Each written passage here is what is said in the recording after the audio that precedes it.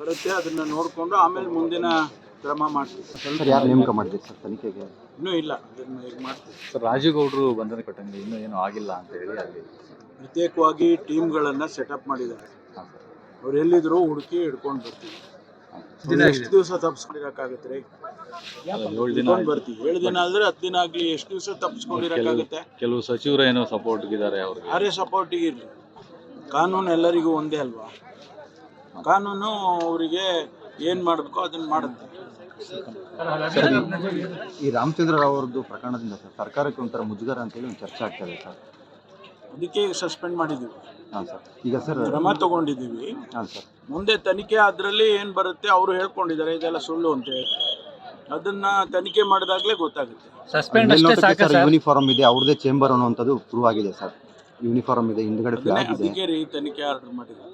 ಹಾಂ sir. Sir ಈಗ ಎಲ್ಲ ಗೊತ್ತಾಗಬೇಕಲ್ವಾ? ಸರ್ ಈಗ ಒಂದು ಮಹಿಳೆಯರು ಬಂದು ದೂರು ಕೊಡೋದಕ್ಕೆ ಇದು ಒಂದು ರೀತಿಯಾಗಿ ಅವ್ರಿಗೂ ಕೂಡ ಒಂದು ಧೈರ್ಯ ಬರೋದಿಲ್ಲ ಅನ್ನುವಂಥದ್ದು ಮುಜುಗರ ಆಗುತ್ತೆ ಸರ್ ಮಹಿಳೆಯರು.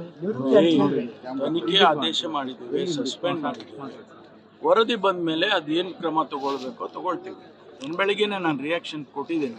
ಸರ್ ಈಗ ಸಂತ್ರಸ್ತ ಮಹಿಳೆಯರು ಕಾಂಟ್ಯಾಕ್ಟ್ ಮಾಡಿದ್ದಾರೆ ಸರ್? ಸಂತ್ರಸ್ತ ಮಹಿಳೆಯರು Chinnaswamy stadium. Thank you sir.